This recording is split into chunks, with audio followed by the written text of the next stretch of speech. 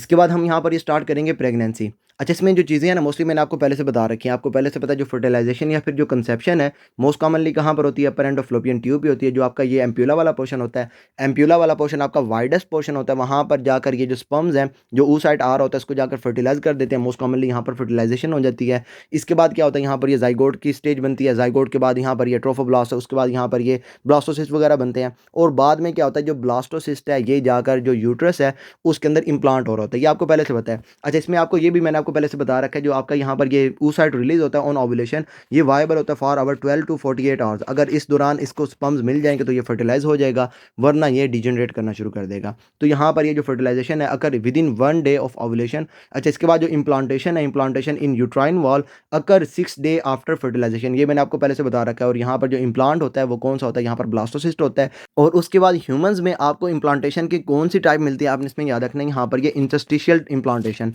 अच्छा, उसमें क्या होता है, यहाँ पर ये जो होता है ना, ये जो ज़ाइगोट है, ये सारे का सारा जाकर जो डेसिडुआ बेसिलस होती है ना, उसके अंदर जाकर ना ये सारे का सारा आपका ना फिल हो जाता है। ऊपर से भी इसको ये डेसिडुआ मिलती है, नीचे से भी डेसिडुआ होती है, और ये आपकी होती है इंटरस्टिशियल टाइप ऑफ इम्प्लांटेशन। ये आपने इसमें याद रखना है। अच्छा, इसके बाद आपको ये मैंने पहले से बता रखा है, जब मैंने आपको प्लेसेंटा करवाया था वहाँ पर मैंने आपको बताया था इसके अंदर ना बाद में ये लेयर्स वगैरह बनती हैं, साइटोट्रोफोब्लास्ट बनता है, सिंचियोट्रोफोब्लास्ट वगैरह बनता है। और ये मैंने आपको लास्ट वाली वीडियो में बताया जो एचसीजी है ये कौन प्रोड्यूस करता है, यहाँ पर ये सिंचियोट्रोफोब्लास्ट। और ये जो ब्लड है, ब्लड के अंदर विदिन 1 डे आफ्टर फर्टिलाइजेशन आपको डिटेक्ट होना शुरू हो जाता है। लेकिन अच्छा, इसमें आपका क्या है, ब्लड के अंदर जाएगा, ब्लड के अंदर तो जाके फौरी आपको मिल जाएगा, लेकिन यूरिन के अंदर आते-आते इसको टाइम लग जाता है। तो जो यूरिन है, जो आप ये नॉर्मली जो फीमेल्स करवाती है ना ये यूरिन टेस्ट, उसमें क्या होता है, वहाँ पर ये डिपस्टिक वगैरह डाल के वहाँ पर ना यूरिन के अंदर ये बीटा एचसीजी का लेवल चेक कर रही होती हैं। तो जो यूरिन है, यूरिन में आफ्टर 2 वीक्स ऑफ फर्टिलाइजेशन जो है ये आपको एचसीजी नज़र आता है। अगर तो आपने देखना ना यहाँ पर ये ब्लड के अंदर, तो ब्लड के अंदर ये विदिन 1 वीक आपको नज़र आ जाएगा। और अगर आपने बात करनी है यहाँ पर ये यूरिन टेस्ट की, तो ये आपको आफ्टर 2 वीक्स फर्टिलाइजेशन के ना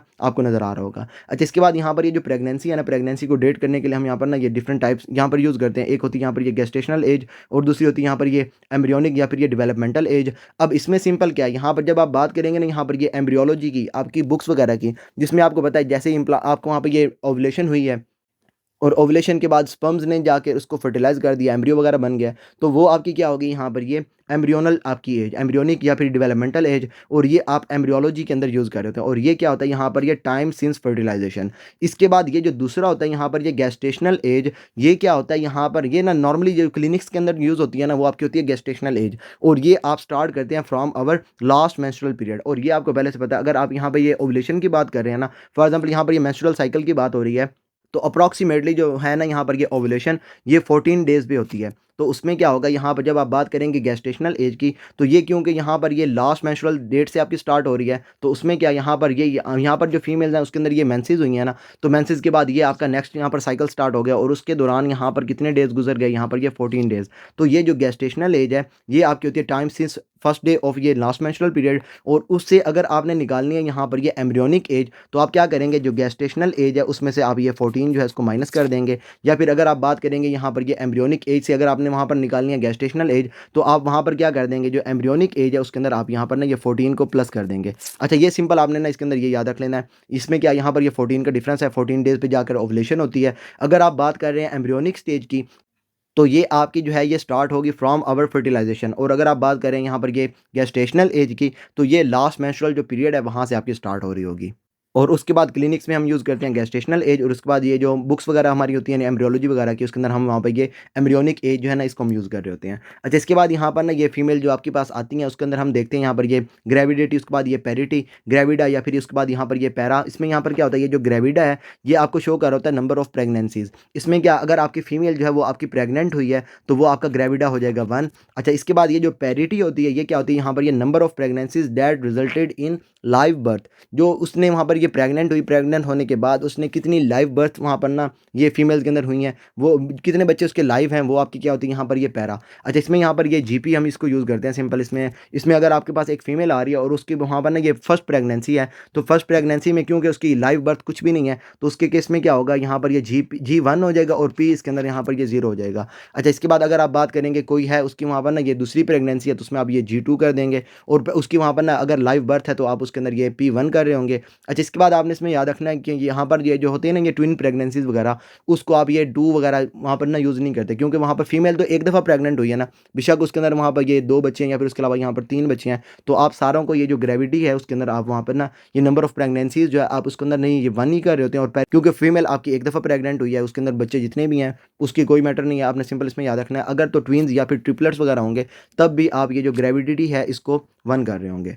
अच्छा, इसके बाद यहाँ पर ये जो प्लेसेंटल हार्मोन्स होते हैं उसकी secretion generally increase over the period of pregnancy, but hCG peaks at 8 to 10 weeks of gestation. इसके बाद क्या होता है, जो एचसीजी है ये आपका कम होना शुरू हो जाता है। यहाँ पर ये इन्होंने बताया हुआ भी है, जो आपके प्लेसेंटा के यहाँ पर होगी ना, यहाँ पर ये सिक्रीशन वगैरह, यहाँ पर ये ह्यूमन प्लेसेंटल लैक्टोजन, इसके बाद यहाँ पर ये एस्ट्रोजन, प्रोलैक्टिन, इसके बाद यहाँ पर ये प्रोजेस्टेरोन वगैरह, ये आपके इंक्रीज होते रहेंगे प्रेगनेंसी के साथ साथ। और उसके बाद जो यहाँ पर है ना ये बीटा एचसीजी या फिर एचसीजी जो है ये आपका यहाँ पर इंक्रीज करेगा एट आवर ये 8 टू 10 वीक्स ऑफ गेस्टेशन। और उसके बाद क्या होगा, यहाँ पर इसकी पीक आएगी, इसके बाद यहाँ पर ये कम होना शुरू हो जाएगा।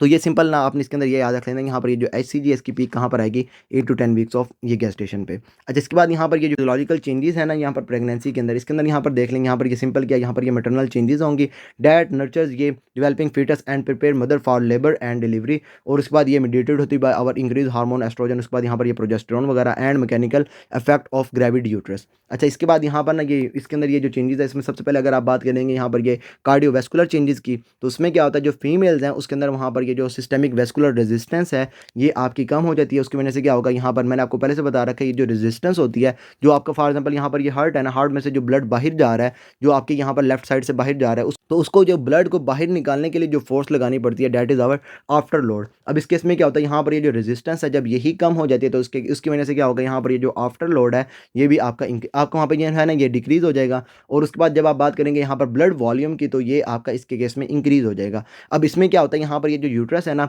यूट्रस वाली साइड पे क्या, यहाँ पर ये प्लेसेंटा बना हुआ है, वहाँ पे क्या होता है, ये जो ब्लड है कुछ वहाँ पर भी जा रहा होता है यूट्रस वाली साइड पे, तो उससे क्या होता है, यहाँ पर ये स्टार्ट में क्या होता है, ये जो ब्लड है ये आपका कम हो जाता है, तो वहाँ से क्या होता है, ये जो आपका होता है ना रेनिन सिस्टम, ये आपका एक्टिवेट हो जाता है। और वहाँ से क्या होगा, जब ये रास सिस्टम एक्टिवेट होगा तो वहाँ से ये सोडियम और उसके बाद जो वाटर है इसके वहाँ पे होगी रिटेंशन, तो उसकी वजह से क्या होगा, यहाँ पर ये जो ब्लड वॉल्यूम है ये आपका इंक्रीज़ हो जाएगा। अच्छा, इसकी वजह से क्या होगा, क्योंकि ब्लड वॉल्यूम जब इंक्रीज़ होगा तो जो हार्ट की तरफ ब्लड जा रहा होगा वो भी आपका इंक्रीज़ होगा। हार्ट की तरफ जो ब्लड जा रहा होता है वो आपका होता है प्रीलोड। उसमें क्या होगा, यहाँ पर ये जब हार्ट की तरफ ब्लड ज़्यादा जा रहा होगा, ब्लड वॉल्यूम जब ज़्यादा होगा हार्ट की तरफ ज़्यादा जाएगा, तो जो प्रीलोड है ये आपका इंक्रीज़ हो जाएगा। और आफ्टर लोड की अगर बात करेंगे तो वो आपका डिक्रीज़ हो जाएगा। सिंपल आपने इसमें याद रखना, ब्लड वॉल्यूम इंक्रीज़ हो जाता है, उसकी वजह से यहाँ पर ये प्रीलोड इंक्रीज़ हो जाएगा। उसके बाद ये सिस्टेमिक वैस्कुलर रेजिस्टेंस कम हो जाती है, इसकी वजह से जो आफ्टर लोड है ये आपका कम हो जाएगा। अब उससे क्या होगा, यहाँ पर जो स्ट्रोक वॉल्यूम है, क्योंकि प्री लोड आपका ज़्यादा आ रहा है, जब हार्ट की तरफ ब्लड ज़्यादा आएगा तो हार्ट जो है ये जब ये कंट्रैक्ट करेगा तो जो ब्लड है उसको भी ज़्यादा बाहर भेजेगा, तो यहाँ से आपका जो स्ट्रोक वॉल्यूम है यह भी आपका वहाँ पे इंक्रीज़ हो जाएगा। और उसकी वजह से क्या होगा, जब ये ब्लड बाहर ज़्यादा जा रहा होगा तो जो कार्डिक आउटपुट है ये आपकी इंक्रीज़ होगी। और उसकी वजह से क्या होगा, यहाँ पर जो प्लेसेंटल परफ्यूजन है ये आपकी इंक्रीज़ हो रही होगी। इसके बाद ये जो लेट प्रेगनेंसी है, लेट प्रेगनेंसी में ये जो आपका इंक्रीज़ हार्ट रेट है ये आपका मेजर कंट्रीब्यूटर होता है to our increase cardiac output. ये आपने सिंपल इसमें याद रख लेना, स्टार्ट में क्या होता है, यहाँ पर ये कार्डिक आउटपुट इंक्रीज़ हो रहा था बिकॉज ऑफ आवर ये इंक्रीज़ ब्लड वॉल्यूम। लेकिन बाद में क्या होता है, जब लेट प्रेगनेंसी की आप बात करते हैं तो वहाँ पर ये जो आपका कार्डिक आउटपुट है इसको इंक्रीज़ करने के लिए क्या होता है, यहाँ पर जो हार्ट रेट है ये आपका इंक्रीज़ हो रहा होता है। अच्छा, इसके बाद यहाँ पर ये जो आपके क्योंकि यहाँ पर ये ब्लड वॉल्यूम इंक्रीज़ हो रहा है तो उसकी वजह से क्या होता है, यहाँ पर ये हीमोडाइल्यूशन हो जाती है। और उसकी वजह से यहाँ पर ये जो ऑन्कोटिक प्रेशर, जो आपको वहाँ पे प्रोटीन्स वगैरह होती हैं ब्लड के अंदर, वो आपकी कम हो जाती हैं, ऑन्कोटिक प्रेशर आपका कम हो जाएगा। तो उसकी वजह से क्या होगा, ये मैंने आपको पहले से बता रहा है, फॉर एग्जाम्पल यहाँ पर ये ब्लड वेसल है, ब्लड वेसल में से जो फ्लूइड बाहर की तरफ जा रहा है, जो आपके वहाँ पे जो है ना ये फ्लूइड आपका पड़ा हुआ है अगर ब्लड वेसल के अंदर, तो फ्लूइड के अंदर टेंडेंसी है कि वो आपकी जो ब्लड वेसल्स है इसको लीक करके आपकी जो बाहर है ना इंटरस्टिशियम उसके अंदर चला जाए। और उसके बाद यहाँ पर ये आपकी पड़ी होती है प्रोटीन्स वगैरह, एल्ब्यूमिन वगैरह पड़ी होती हैं, जो क्या करती हैं, जो फ्लूइड है इसको अंदर की तरफ खींच के रखती हैं। और वो जो आपका होता है ना ये जो बाहर वाला जो आपका फोर्स लग रहे होते हैं ना बिकॉज ऑफ वाटर, ये आपकी होती है हाइड्रोस्टैटिक प्रेशर। जो प्रोटीन्स इसको अंदर की तरफ खींच रही होती हैं ये आपका होता है ऑन्कोटिक प्रेशर। अब क्योंकि यहाँ पर हो जाएगी हीमोडाइल्यूशन तो उसकी वजह से क्या होगा, यहाँ पर ये जो फ्लूइड है ये आपका ज़्यादा हो जाएगा। और उसके बाद यहाँ पर ये बैलेंस नहीं रहेगा, ऑन्कोटिक प्रेशर आपका कम हो जाएगा। और ऑन्कोटिक प्रेशर के कम होने की वजह से ये जो अंदर की तरफ फ्लूइड को खींच रही हैं ये आपका प्रेशर कम हो जाएगा। और उसकी वजह से क्या होगा, यहाँ पर ये जो फ्लूइड है ये आपका बाहर की तरफ लीक कर जाएगा, इंटरस्टिशियम में चला जाएगा। तो वहाँ पर आपको जो फीमेल्स हैं उसके अंदर आपको मिलेगा ये एडीमा। तो सिंपल इसमें क्या होगा, यहाँ पर जो फीमेल्स हैं उसके अंदर ये हीमोडाइल्यूशन की वजह से आपको ये पेरिफेरल एडीमा जो है ये आपको नज़र आ रहा होगा। होगा। अच्छा, इसके बाद यहाँ पर जो एंडोक्राइन सिस्टम है इसमें क्या होगा, यहाँ पर ये जो फीमेल्स हैं इसके अंदर आपको पहले से मैंने बता रखा है, यहाँ पर जो इंसुलिन है इसके अंदर ये रेजिस्टेंस डेवलप हो जाती है। जो फीमेल्स है उसके अंदर ये जो प्लेसेंटल लैक्टोजन प्रोड्यूस हो रहा होता है ना, वो क्या करता है यहाँ पर जाकर जो फीमेल्स हैं उसके अंदर ये इंसुलिन रेजिस्टेंस डेवलप करवा देता है, और उसकी वजह से क्या होगा, यहाँ पर ये इंसुलिन की रेजिस्टेंस इंक्रीज हो जाएगी। और फीमेल्स के अंदर क्योंकि ये जब ये ग्लूकोज का लेवल बढ़ा हुआ होगा तो वहाँ से जो पैंक्रियाज हैं ये क्या करेंगे, इंसुलिन को ज़्यादा सिक्रीट कर रहे होंगे। तो इसमें क्या होगा, यहाँ पर ये इंक्रीज इंसुलिन रेजिस्टेंस और सिक्रीशन होगी, और उसकी वजह से क्या होगा, क्योंकि यहाँ पर जो इंसुलिन है ये आपका एनाबॉलिक हार्मोन होता है, तो वहाँ से क्या होगा, एनाबॉलिज्म नहीं होगी, तो यहाँ पर आपको ये लाइपोलिसिस ज़्यादा मिलेगी, और उसके बाद जो फैट की यूटिलाइजेशन है ये भी आपको ज़्यादा मिलेगी। और ये आपका होता है बिकॉज़ यहाँ पर जो बेबी आपका ग्रो कर रहा है ना, आपने बेबी को क्या करना है, यहाँ पर ये ग्लूकोज़ और ये अमीनो एसिड्स वगैरह देने हैं, तो उसकी वजह से क्या होता है, यहाँ पर ये जो ह्यूमन प्लेसेंटल लैक्टोजन प्रोड्यूस हो रहा होता है वो क्या करता है, यहाँ पर ये इंसुलिन की रेजिस्टेंस डेवलप करवा देता है। उससे क्या होता है, यहाँ पर ये ग्लूकोज़ और ये जो अमीनो एसिड्स वगैरह हैं ये फीटस की तरफ ज़्यादा जा रहे होते हैं, और वो जाकर ना इसको वहाँ पर ना ये सपोर्ट कर रहे होते हैं। उसके अंदर वहाँ पर जो बेबी है ना उसने वहाँ पर ये अमीनो एसिड्स वगैरह को यूज़ करके जो प्रोटीन्स वगैरह को बनाना है वो आपको वहाँ पे बना रहा होता है। अच्छा, इसके बाद यहाँ पर क्या होता है, प्रेगनेंसी में जो फीमेल्स हैं उसके अंदर ये जो पिट्यूटरी है इसकी इनलार्जमेंट हो जाती है, और वहाँ पर आपको ये जो लैक्टोट्रॉफ्स हैं इसका यहाँ पर आपको हाइपरप्लेजिया नज़र आ रहा होता है। जिसके साथ-साथ क्या होता है, यहाँ पर ये जो बाइंडिंग ग्लोबुलिन्स होती हैं, यहाँ पर ये थायरॉइड बाइंडिंग ग्लोबुलिन्स, उसके बाद यहाँ पर ये आपका जो होता है ना, यहाँ पर ये कॉर्टिसोल बाइंडिंग ग्लोबिन, उसके बाद यहाँ पर ये सेक्स हार्मोन बाइंडिंग ग्लोबुलिन वगैरह, ये भी आपके इसके इसमें जो फीमेल्स हैं उसके अंदर वहाँ पे ये इंक्रीज़ हो जाते हैं। अच्छा, इसके बाद अगर आप यहाँ पर बात करेंगे गैस्ट्रोइंटेस्टिनल सिस्टम की, तो वहाँ पर जो जीआईटी की मोटिलिटी है ये आपकी कम हो जाती है। लोअर इसोफेजियल जो स्फिंक्टर होता है उसकी जो टोन है ये भी आपकी कम हो जाती है, और साथ-साथ क्या होता है, यहाँ पर ये गॉल ब्लैडर की स्टेसिस आपको नज़र आती है। अब इसमें से क्या होगा, जब ये मोटिलिटी कम हो जाएगी तो वहाँ से क्या होगा, जो फीमेल्स हैं उसके अंदर ये आपको नज़र आ रही होगी कॉन्स्टिपेशन। अगर आप बात करेंगे लोअर इसोफेजियल स्फिंक्टर की, तो उसमें से क्या होगा, जब ये लोअर इसोफेजियल स्फिंक्टर जो है, जब इसकी टोन कम हो जाएगी, ये आपका सही से कंट्रैक्ट नहीं करेगा, तो यहाँ से ऊपर से ये आपका ये फॉर एग्जांपल ये इसोफेगस है और नीचे यहाँ पर ये ना आपका स्टमक पड़ा हुआ है, तो उसमें से क्या होगा, यहाँ पर ये जो नीचे पड़ा हुआ है ना आपका, यहाँ पर ये लोअर इसोफेजियल स्फिंक्टर, जब ये सही से आपका कंट्रैक्ट नहीं करेगा तो यहाँ से जो एसिड है ये आपका रिफ्लक्स करके पीछे की तरफ चला जाएगा, तो यहाँ से जो फीमेल है उसके अंदर ये आपको नजर आएगा, ये गर्ड गैस्ट्रो इसोफेजियल रिफ्लक्स डिजीज आपको नजर आएगी लोअर इसोफेजियल स्फिंक्टर के कम होने की वजह से। और उसके बाद यहाँ पर जो गॉल ब्लैडर है इसकी वहाँ पर स्टेसिस हो रही है, तो इसमें से क्या होगा, ये जब ये स्टेसिस हो जाएगी तो वहाँ से क्या होगा, जो गॉल ब्लैडर है इसके अंदर ही आपको वहाँ पे स्टोन वगैरह बनना शुरू हो जाएंगे, और ये आपको वहाँ पर नजर आ रहा होगा, यहाँ पर ये गॉल स्टोन वगैरह मैंने आपको ये सारा पहले से करवा रखा हुआ है।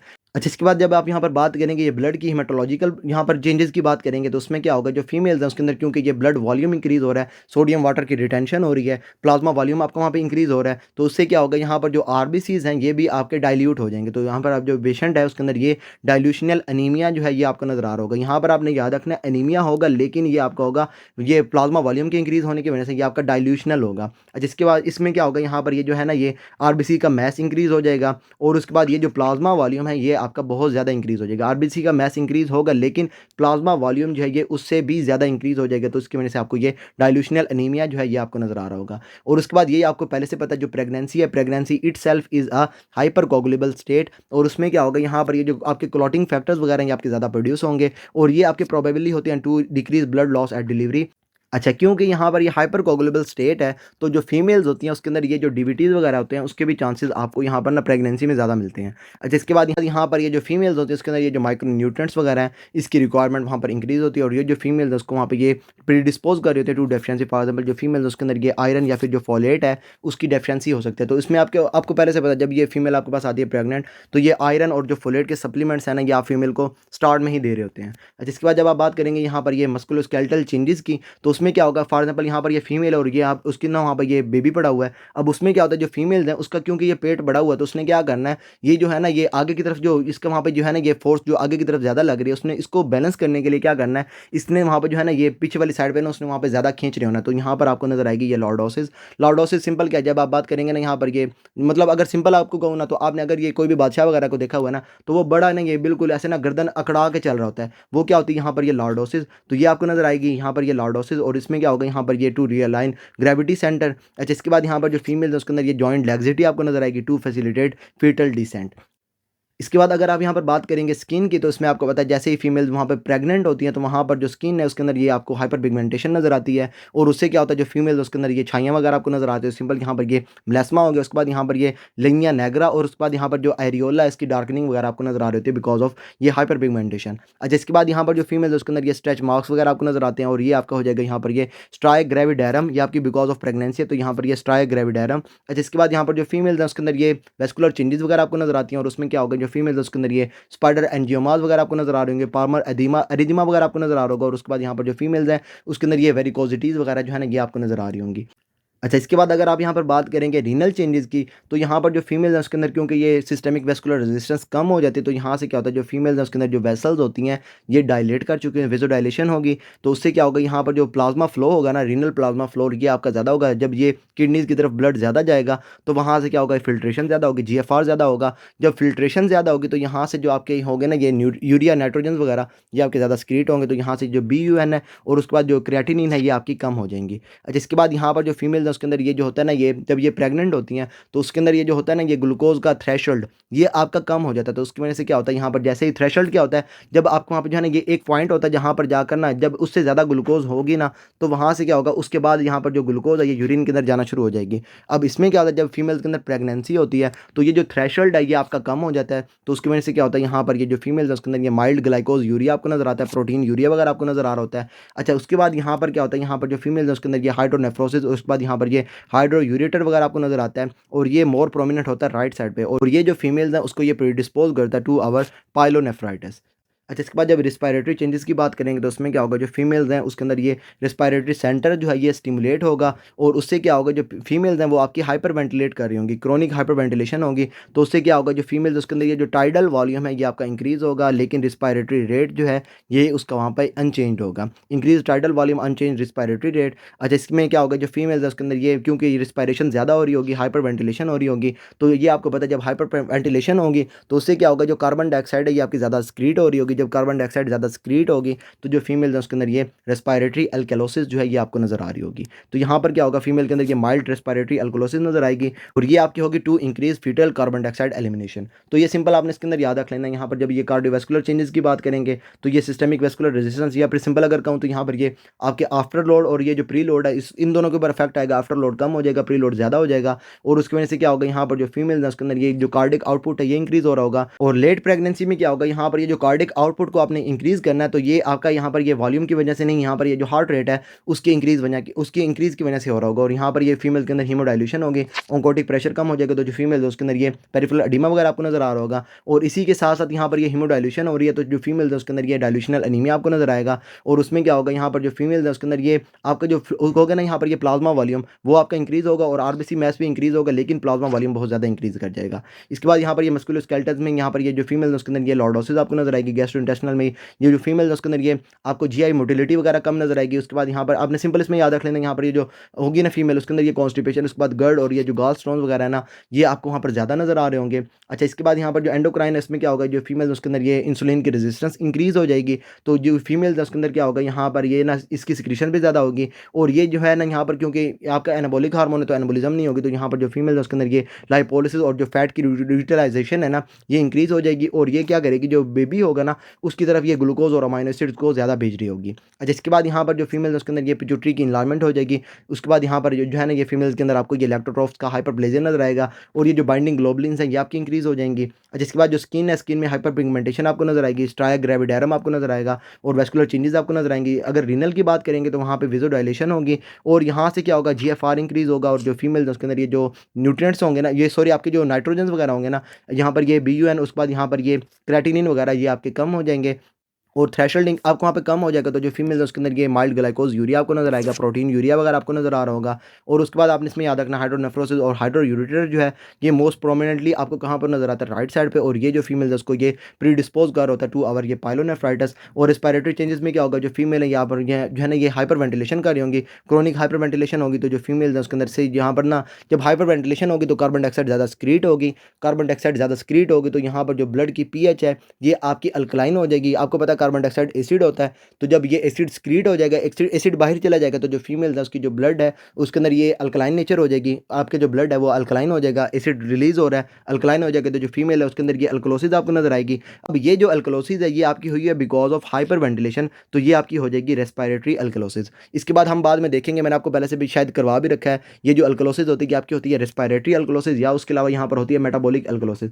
अगर तो रीनल प्रॉब्लम्स की वजह से अल्कलोसिस हो रही है तो आपकी होगी मेटाबॉलिक, अगर रेस्पायरेटरी रेस्पिरेटरी प्रॉब्लम की वजह से हो रही है तो वो आपकी होगी रेस्पिरेटरी। अब यहाँ पर क्योंकि हाइपर वेंटिलेशन की वजह से यहाँ पर अल्कलोसिस हो रही है तो ये आपकी हो जाएगी रेस्पिरेटरी अल्कलोसिस। तो ये सिंपल आपने इसके अंदर याद रख लेना है। बाकी यहाँ पर ऊपर आपने याद रखना है, यहाँ पर जो आपकी होती है ना फर्टिलाइजेशन, ये एम्प्यूला के अंदर होती है और ये आपकी वन डे आफ्टर ओवुलेशन जो है ये आपकी हो जाती है। बाद जो इम्प्लांटेशन है ये 6 डे पे होती है और जो एचसीजी है ये कहाँ से प्रोड्यूस होता है, सिंथेसिस ट्रोफोब्लास्ट से प्रोड्यूस होता है। और एचसीजी की जो पीक है ये 8 to 10 वीक ऑफ गेस्टेशन पे आपको नजर आती है। और उसके बाद यहाँ पर जो है आपके होते हैं ना ये प्लेसेंटल हार्मोन की सिक्रीशन, ये आपकी प्रेगनेंसी के साथ साथ इंक्रीज कर रहे होते हैं। अच्छा, इसके बाद यहाँ पर ये आपने इसके अंदर बाद में याद रख लेना, यहाँ पर जो होगा ना यहाँ पर ये एचसीजी ये ब्लड के अंदर आपको 1 वीक्स के अंदर नजर आ जाएगा और ये जो यूरिन होगा यूरिन के अंदर ये 2 वीक्स के बाद आपको नजर आ रहा होगा। तो इसमें सिंपल क्या है, अगर आपके पास एक फीमेल आ रही है और उसके अंदर ये प्रेगनेंसी आपको सस्पेक्ट है, आपने फीमेल फीमेल ने आपको बताया कि मैंने घर में जो है ना ये यूरिन टेस्ट करवाया तो वहाँ पर जो है ना ये यूरिन टेस्ट मेरा नेगेटिव आया, तो इसका मतलब ये नहीं है कि फीमेल आपकी प्रेग्नेंट नहीं है। आपने क्या करना है, फीमेल के अंदर ये ब्लड टेस्ट करवा के प्रेगनेंसी को कंफर्म करवाना है, क्योंकि ये जो एचसीजी है ये ब्लड के अंदर पहले आ जाता है, यूरिन के अंदर बाद में आ रहा होता है। जिसके बाद यहाँ पर ये एम्ब्रियोनिक और ये डेवलपमेंटल एज ये आपकी होगी फर्टिलाइजेशन से, और ये आप एम्ब्रियोलॉजी के अंदर यूज़ कर रहे होंगे। गेस्टेशनल एज की बात करेंगे तो ये आपकी क्लिनिकली यूज़ हो रही होगी और ये मेंसेस से आपकी स्टार्ट हो रही होगी। अच्छा, इसके बाद ये ग्रेविडा ये क्या होगी, नंबर ऑफ प्रेगनेंसीज, और ये पैरिटी या फिर जो पैरा ये क्या होगी, number of pregnancies that resulted in live birth. तो ये सारा था हमारी इस वीडियो के अंदर। फर्दर आपको इसके अंदर कोई भी प्रॉब्लम हो then you can ask me, and till then अल्लाह हाफिज़।